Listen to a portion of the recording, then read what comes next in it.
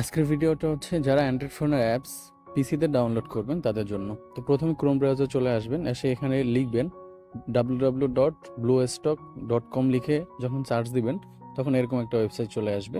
তো প্রথমে এই ওয়েবসাইটের উপরে আপনারা ক্লিক করবেন। ক্লিক করার পরে উপরে ডান পাশে কর্নারে ডাউনলোড যে অপশনটা রয়েছে এটাতে ক্লিক করবেন। এটাতে ক্লিক করলে যখন ডাউনলোড হয়ে যাবে তখন আপনি ফাইল অপশনে ক্লিক করবেন।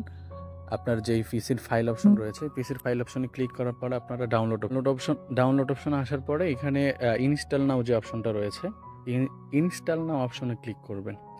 তারপরে দেখবেন আপনারা এটা একটু সময় নেবে, ইনস্টল হওয়ার জন্য কিছু সময় নেবে। তারপর হচ্ছে এরকম অপশন চলে আসবে।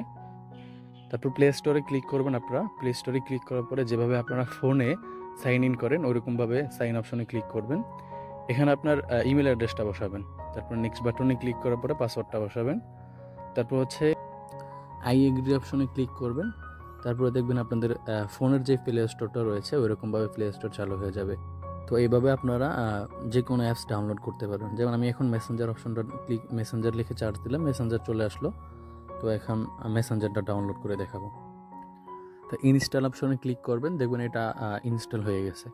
তো এইভাবে যারা অন্য অ্যাপস ডাউনলোড করতে চান সার্চ বারে আপনারা লিখবেন যে, তো এইভাবে যদি কেউ সেলফ অ্যাপস ডাউনলোড করতে চান উপরে সার্চ বারে সেলফ রেখে সার্চ দিবেন, তাহলে দেখবেন সেলফ অ্যাপস চলে আসছে, সেটা সেম প্রসেস ডাউনলোড করে নিন।